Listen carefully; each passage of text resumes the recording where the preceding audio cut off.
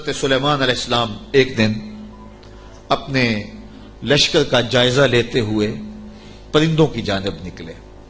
کیسی شان و شوکت تھی، جنوں پر بھی حکومت، انسانوں پر بھی حکومت، پرندوں پر بھی حکومت۔ وَتَفَقَّدَ الطَّيْرَ، تو آپ نے پرندوں کا جائزہ لیا۔ فَقَالَ مَا لِيَ لَا أَرَى الْهُدْهُدْ، فرمایا میں ہدہد کو نہیں دیکھ رہا۔ اور پھر فرمایا ام کان من الغائبین، وہ واقعی غائب ہو گیا ہے۔ لَعُذِّبَنَّهُ عَذَابًا شَدِيدًا، میں اس کو سخت عذاب دوں گا۔ او لَأَذْبَحَنَّهُ، یا اس کو میں ذبح کر دوں گا۔ او لَيَأْتِيَنِّي بِسُلْطَانٍ مُبِينٍ، یا وہ میری جانب میرے پاس اپنے بے قصور ہونے کی کوئی واضح دلیل لائے۔ تین باتیں کی، یا تو سخت عذاب دوں گا، یا ذبح کر دوں گا، یا پھر اپنی صفائی میں کوئی مضبوط دلیل لائے۔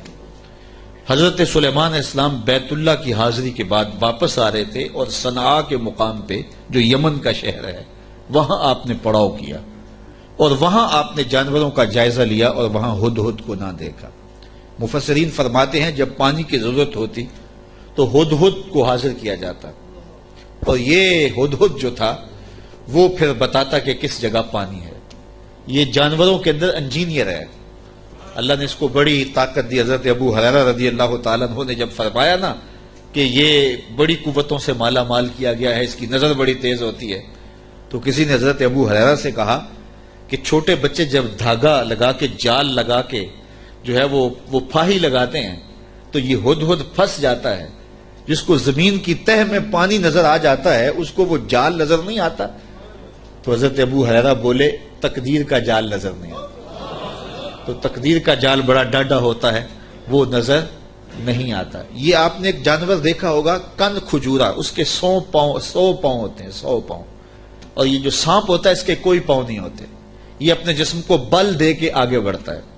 اور کن کھجورا اس کے 100 پیر ہوتے ہیں، اور سانپ کی مرغوب غذا ہے کن کھجورا، اور جب اس کو یہ نظر آئے تو یہ دوڑتا ہے، اور سانپ پیچھے دوڑ کے اس کو شکار کر لیتا ہے۔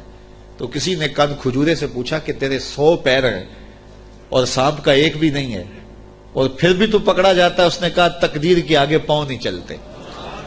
تو کہا کہ وہ دھاگا تقدیر کا ہے، وہ ہدہد کو نظر نہیں آتا، اور وہ بچے اسے پکڑ لیتے ہیں۔ تو ہدہد حضرت سلیمان علیہ السلام کا درباری پرندہ تھا، اور حضرت سلیمان علیہ السلام اس سے محبت کرتے تھے، یہ بھی اللہ کے نبی سے پیار کرتا تھا۔ بلکہ صاحب روح البیان نے ہدہد کی عنوان سے بڑی باتیں لکھی ہیں، کچھ لطیفے بھی ذکر کیے ہیں۔ کہتے ہیں ایک دن یہ ہدہد چونکہ لاڈلا پرندہ تھا حضرت سلیمان کا، تو حضرت سلیمان علیہ السلام کو کہنے لگا کہ میں آپ کے لشکر کی دعوت کرنا چاہتا ہوں۔ آپ نے کہا اتنا بڑا لشکر ہے اور تو میرے لشکر کی دعوت کرے گا؟ کہا جناب دعوت قبول کیجیے۔ تو کہا ٹھیک ہے، آج دوپہر کو میں آپ کے لشکر کی دعوت کروں گا۔ جب دوپہر کا وقت آیا تو دریا کنارے لشکر نے پڑاؤ کیا ہوا تھا، تو ہدہد کبھی دائیں کبھی بائیں اڑانے بھر رہا ہے۔ تو کہا میاں وقت ہو گیا ہے، اب لاؤ نہ کھانا، تم نے آج ہماری دعوت کی ہے۔ کہا جی اسی کا انتظام کر رہا ہوں۔ تھوڑی دیر کے بعد اس نے فضا میں ایک چڑیا شکار کی، اور اس کو فضا میں توڑ کر کے پانی میں پھینک دیا، اور لشکر کو آواز دی جس کے ہاتھ میں بوٹی آتی ہے بوٹی لے لے، باقی شوربہ پی لیں۔ یہ بڑا لاڈلا پرندہ تھا حضرت سلیمان علیہ السلام کا۔ تو جب اس کو نہ دیکھا تو غصے میں آ گئے، اور میاں کوئی لاڈلا ہو اور نہ آئے تو پھر زیادہ غصہ چڑھتا نا۔ وہ کوئی نالائق شاگرد ہو تو کلاس سے غیر حاضر بھی ہو تو وہ اتنا غصہ نہیں آتا کہ چلو جان چھوٹی، لیکن کوئی ذہین ترین طالب علم ہو تو وہ نہ آئے تو طبیعت میں تلخی آ جاتی ہے۔ میں بھی ملک کے طول و عرض میں درس قرآن دینے جاتا ہوں، اور یہاں بھی اور باقی ملک کے حصوں میں بھی ایک باقاعدہ درس قرآن کلاس کی شکل بن گئی ہوئی ہے۔ تو کچھ لوگ ایسے ہوتے ہیں جو درس قرآن بڑے انہماک سے سنتے ہیں، توجہ سے سنتے ہیں، تو پھر کبھی وہ نہیں نہ آتے تو پھر ان پہ غصہ بھی بڑا آتا ہے کہ میاں تو کیوں نہیں آیا۔ حضرت حسن بصری تقریر کرنے کے لیے بیٹھتے تھے تو پردے کے پیچھے حضرت رابعہ بصریہ بیٹھتی تھی، تو پوچھ لیتے تھے رابعہ آئی ہیں کہ نہیں آئی؟ جب آئی ہیں تو پھر درس شروع کرتے۔ تو کوئی سمجھنے والا ہو، کوئی پیار والا ہو تو پھر بات کوئی اور ہوتی ہے۔ تو اس پرندے سے چونکہ بڑا پیار تھا، جب اس کو نہ دیکھا تو غصے میں آ گئے۔ کہا ما لیا لا اری الہدہد، میں ہدہد کو نہیں دیکھ رہا، کیا وہ واقعی غائب ہے؟ اچھا میں اس کو ذبح کر دوں گا، یا سخت سزا دوں گا یا پھر وہ مجھے اپنی بے گناہی کی کوئی دلیل پیش کرے۔ اب ہدہد کہاں چلا گیا؟ حضرات مفسرین لکھتے ہیں کہ وہ حضرت سلیمان علیہ السلام استراحت کرنے لگے تو وہ اڑ کے قریب ایک باغ میں چلا گیا، وہاں ایک اور اس کا ہم جنس ہدہد بیٹھا ہوا تھا۔ اس نے پوچھا کدھر سے آئے ہو؟ اس نے کہا کہ میں اپنے نبی کے ساتھ گیا تھا، اپنے شہنشاہ کے ساتھ گیا تھا، اور ان کی حکومت جنوں پر بھی ہے، انسانوں پر بھی ہے، پرندوں پر بھی ہے۔ تو اس نے کہا کہ میری جو بادشاہ ہے میرے ملک وہ عورت ہے اور اس کا ایک تخت بہت بڑا، آؤ میں تمہیں دکھاؤں۔ تو وہ ہدہد کو ساتھ لے گیا اور اتنے میں دیر ہو گئی۔ حضرت سلیمان غصے میں آ گئے، کہا کدھر ہے؟ لاؤ اسے حاضر کرو۔ آپ کا جو درباری شہباز تھا وہ اڑا فضا میں بلند ہوا تو ہدہد آتا دکھائی دیا، تو اس نے اس کے اوپر جھپٹ کے حملہ کرنا چاہا تو ہدہد نے کہا تجھے واسطہ دیتا ہوں اس رب کا جس نے تجھے میرے پہ طاقت دی ہے، مجھے اپنا معاملہ حضرت سلیمان کے پاس جا کے پیش کر لینے دے۔ کہا انہوں نے کہا ہے کہ تجھے قتل کر دوں گا، ذبح کر دوں گا، یا تجھے سخت سزا دوں گا، اب تو بچ نہیں پائے گا۔ تو ہدہد نے کہا کہ انہوں نے کوئی استثناء بھی کیا تھا؟ کہا ہاں، انہوں نے کہا تھا یا کوئی مضبوط خبر لائے، اپنا معقول عذر پیش کرے۔ کہا پھر خیر ہے۔ اب ہدہد حضرت سلیمان کے پاس آیا اور مفسرین کہتے ہیں اس نے اپنے پر جھکا لیا اور دم بھی جھکا لی اور حضرت سلیمان کے سامنے عرض کی کہ اس رب سے ڈریے جس کے حضور آپ رب قیامت کے دن پیش ہوں گے۔ بس یہ بات کہنے کی دیر تھی کہ حضرت سلیمان کا غصہ ٹھنڈا ہو گیا۔ فرمایا بتاؤ کدھر گئے تھے؟ تو ہدہد نے کیا جواب دیا، سنو قرآن کیا کہتا ہے۔ فَمَكَثَ غَيْرَ بَعِيدٍ، تو پس وہ تھوڑی ہی دیر ٹھہرا تھا کہ وہ حاضر ہو گیا، اور حاضر ہو کے اس نے کہا فقال، اس نے کہا احطت بما لم تحط به وجئتک من سبأ بنبأ یقین۔ اس نے کہا کہ حضور میں ایسی بات معلوم کر کے آیا ہوں جس پر شاید آپ مطلع نہ تھے، اور میں آپ کے پاس ملک سبا کی ایک یقینی خبر لایا ہوں۔ آپ نے اس چیز کا مشاہدہ نہیں کیا جس کا میں مشاہدہ کر کے آیا ہوں، تو میں ایک یقینی خبر آپ کو جو چشم دید ہے وہ بتانا چاہتا ہوں۔ حضرت سلیمان نے کہا بتاؤ۔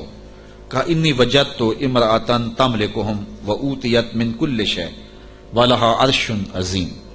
اس نے کہا میں ایک ایسی خاتون کو دیکھا ہے جو بادشاہت کے تخت پہ براجمان ہے، میں نے ایک ایسی عورت دیکھی ہے وہاں جو ان پر حکومت کرتی ہے اور اقتدار کی مسند پہ بیٹھی ہے، اور اسے ملکیت و اقتدار میں ہر چیز بخشی گئی ہے، اور اس کے پاس بہت بڑا تخت ہے۔ یہ شہرہ آفاق تخت تھا جو ملکہ بلقیس کے پاس تھا، اور یہ 40 ہاتھ چوڑا تھا، 80 ہاتھ لمبا تھا۔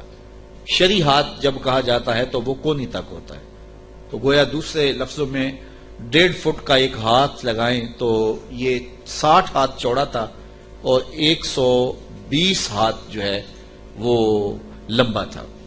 سونے چاندی اور قیمتی دھاتوں کا بنا تھا، اور 7 منزلیں تھی اس کی، اور قیمتی موتی اس کے اوپر لگے تھے، اور جب وہ اپنا دربار لگاتی تو اس تخت کے اوپر بیٹھتی، اور اس کے 12,000 سردار تھے قوم کے جن کے تحت فوجیں تھیں، اور ایک مضبوط نظم و نسق تھا، ہر شے، فوجیں، آلات حرب و ضرب، بہت کچھ دیا گیا تھا۔ تو اس بات کی کہانی سنائی، اور آگے فرمایا وجدتها وقومها يسجدون للشمس من دون اللہ، میں نے دیکھا ہے وہ اور اس کی قوم اللہ کے علاوہ سورج کو پوجتی ہے، اللہ کو چھوڑ کر سورج کی پرستش کرتی ہے۔ وزین لهم الشیطان اعمالهم، اور شیطان نے ان کے لیے ان کے اعمال مزین کر دیے ہیں۔ فصدهم عن السبیل، اور شیطان نے ان کو راہ حق سے، راہ توحید سے روک دیا ہے۔ فہم لا یہتدون، اور وہ ہدایت نہیں پا رہے۔ اللہ یسجدوا للہ الذی یخرج الخبأ فی السماوات والارض ویعلم ما تخفون وما تعلنون۔ اللہ اکبر۔ اس لیے روکے گئے ہیں کہ وہ اللہ کے حضور سجدہ ریز نہ ہوں جو آسمانوں اور زمینوں میں پوشیدہ حقائق اور موجودات کو باہر نکالتا ہے، یعنی ظاہر کرتا ہے، اور وَيَعْلَمُ مَا تُخْفُونَ، اور جو تم ظاہر کرتے ہو، جو تم چھپاتے ہو، وَمَا تُعْلِنُونَ، اور جو تم ظاہر کرتے ہو اور جو تم چھپاتے ہو، وہ سب کو جانتا ہے، اس کی نظر میں کوئی پوشیدہ نہیں ہے۔ اللہ لا الہ الا هو رب العرش العظیم، اللہ کے سوا کوئی عبادت کے لائق نہیں وہی عظیم تخت اقتدار کا مالک۔